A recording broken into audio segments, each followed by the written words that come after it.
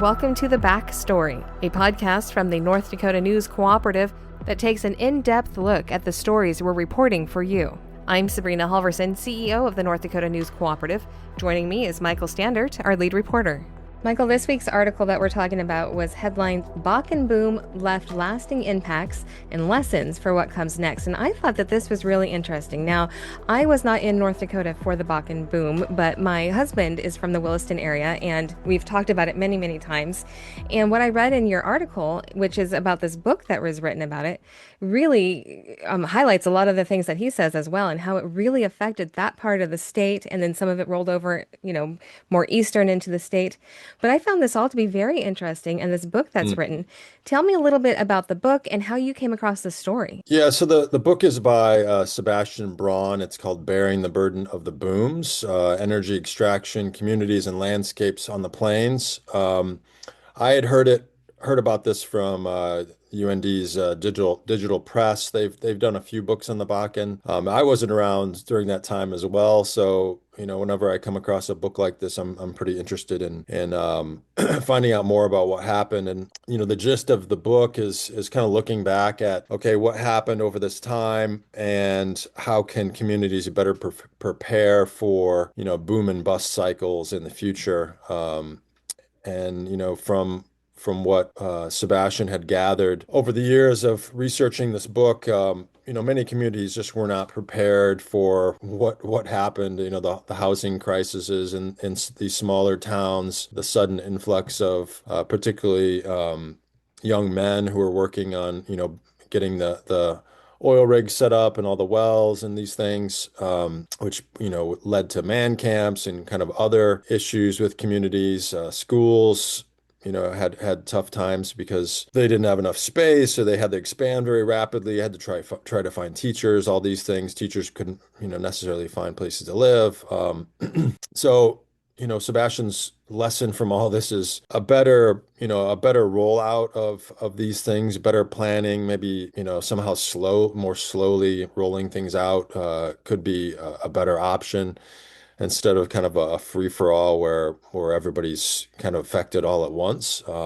So he particularly goes into, kind of what's happened with the MHA Nation during that time, how, some people had rights to oil, other ones did not. There's still a case going on where where they had been moved from where the Garrison Dam came in, and they still had, possibly still had rights to those areas where oil was extracted from. And that's still an ongoing case. It's gone through two, the first Trump administration and then the Biden administration, and now it's kind of up in the air again. But there were a lot of effects with the tribes in that area, with people suddenly getting a lot of money, other people not, and then kind of how to navigate that. I think, some people moved away. So from talking with Sebastian, he was kind of saying how, there's been various impacts to those tribes over the years. I mean, the smallpox epidemics, and then the Garrison Dam and the flooding of some of the main villages there, and then the oil boom, that all had very, disrupting and kind of unsettling effects on those tribes. So that's really interesting to think about, how the tribes were affected by the boom, because that's not something that I hear people talk about a lot. And they did it had a big effect on the tribes. And so to look at it from that angle, I think it takes on a whole new, that's a whole new situation.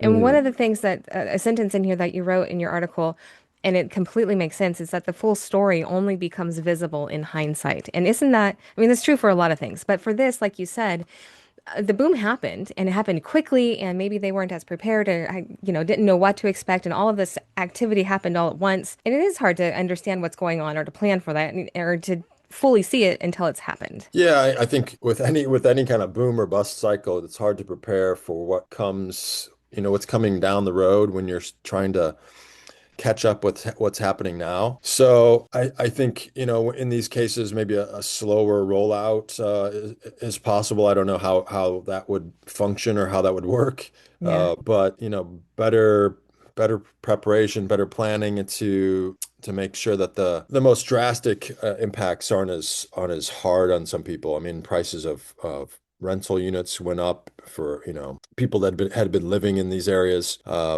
And maybe those people had to move out, all kinds of different effects happened.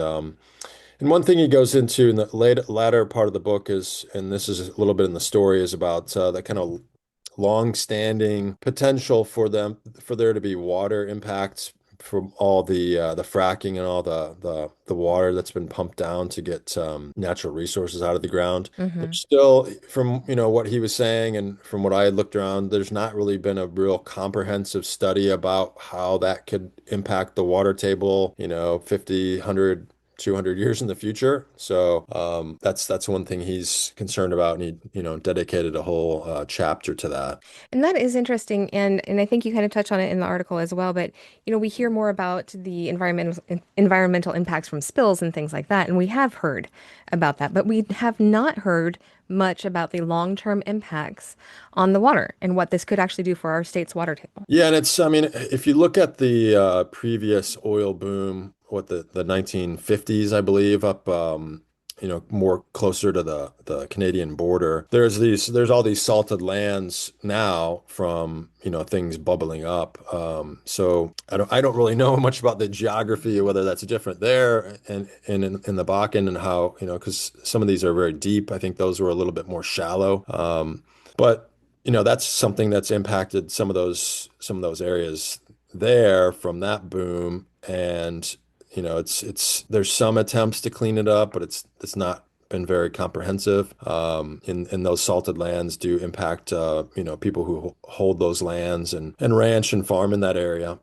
And there was another term that you used just a few minutes ago, the boom and bust. And it's kind of the yin and yang of it. When you have a boom, you will eventually have the bust, and that hit almost equally as hard, or maybe even harder for some people. What comes after the boom, that bust part. So tell me a little bit about that and what he said. Yeah, it's I mean, so everybody comes in and they drill the wells, and there's a lot of activity, and then they kind of go away and the oil gets pumped out, and there's not as much activity anymore. And there's not as many of those construction jobs or installation jobs, and so it's it grows these communities, and then it kind of shrinks them again, and it's very hard for communities to kind of prepare for both ends of that, Hmm. because it can happen in a short time. I mean, it can happen in, 5, 10 years. So that's one of the things he kind of goes into about, how to kind of slow these things down in a way. I don't know. Yeah. That's kind of my thought on it. But it's just very difficult to manage, both booms and busts. So Yeah. And the last thing that I want to point out from your article, there's another sentence in here that just really hits, and it is the Bakken is not the first or the last boom to hit North Dakota. There could be more down the road, maybe not oil, but in other industries as well, right? yeah, I mean, we talked a little bit about some of the data center. There's kind of a data center boom around the Jamestown, Ellendale area that's kind of impacting that area. It's a little bit smaller, but it does have impacts. And it seems like they're doing a little bit better job of planning for it. And the company, Applied Digital, is involved in helping to try to build housing and things like that and help finance it. So looking back at a big boom like the oil, the Bakken boom is probably very difficult to prepare for, but there's lessons for some of these smaller booms, whether it's a data center or some new company coming in and building a large facility, and how to prepare for how that affects housing. That's something that all communities can kind of learn and study. Yeah, very interesting. And again, the name of the book was Bearing the Burden of Booms, and that was by Sebastian Braun, right? Yes. All right, and the headline for your article was Bakken Boom Left Lasting Impacts and Lessons for What Comes Next. You can read that story on our website at newscoopnd.org or in one of our local newspaper partners. For the North Dakota News Cooperative, I'm Sabrina Halverson. This has been The Backstory.